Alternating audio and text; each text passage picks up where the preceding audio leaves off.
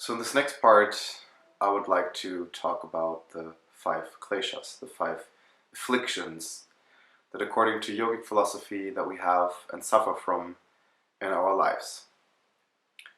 It's a universal affliction that all of us carry within us, and it's what keeps us bound in this earthly experience. And as Buddha says, life is suffering. Those afflictions are the cause of our suffering. The first of those afflictions is called avidya. And avidya is our ignorance of our true nature. It is the total identification with our ego and with this physical realm. Because we completely identify with what we can see with our eyes and what we feel we are in this world with this physical body, that we experience unnecessary suffering. The second part is Asmita, which is again our ego identification.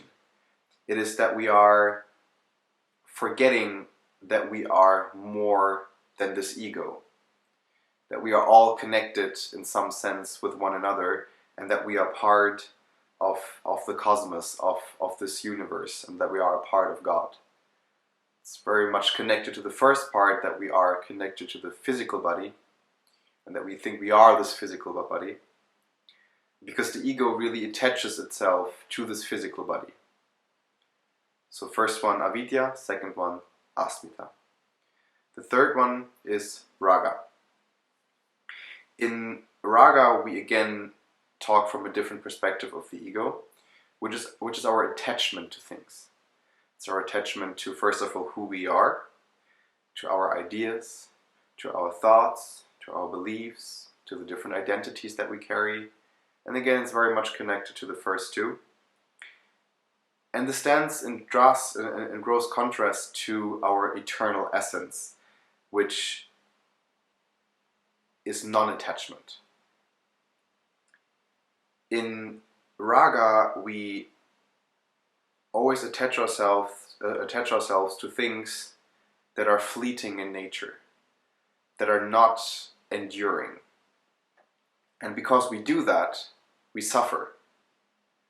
Because attaching ourselves to things that can be taken away from us and eventually will be taken away from us, like everything on this earth will be taken away from us at some point, this causes unnecessary suffering. So by not attaching ourselves to these things, we don't experience suffering, because we know that we are whole just by being in our essence. The second last is called Duesha. And this is kind of the other side of the coin of raga, because we are experiencing attachments that bring us pleasure or that bring us comfort. Duesha is that what steers us away from these painful circumstances of not experiencing pleasure by attachments. So it really is trying to take us away from everything that will not give us pleasure.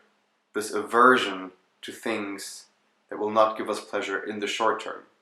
But by this we're completely ignoring that pleasure is not true happiness or true joy, and that the true essence of our joy and of our fulfillment can never be found in these earthly, fleeting things. So it is also an invitation to look deeper and understand that attaching our joy to the eternal essence of ourselves is the only way to give us lasting states of happiness. Which brings us to the last point, abhinivesha, which is ultimately the biggest fear of us, the fear of death. And fear of death refers, when we're really honest to ourselves, does not really refer to losing our body. It's the fear of our ego to die. Because we're so attached to this identity that we carry, just losing that is terrifying for the ego. And of course, the physical death is the ultimate death of the ego, but we can also experience ego death while still alive. So, because we have this fear of surrendering our ego, is basically the ultimate reason why we're suffering and where our ego keeps us stuck in this world and in our suffering. Because all the four before are basically related and culminate in the point of our ego being afraid to surrender and die. And in this course, by going through different steps, we're going to use different practices and meditations to slowly detangle this process within ourselves and maybe let go step by step of these afflictions. And this is a process. This is nothing that can be achieved in a few days or weeks.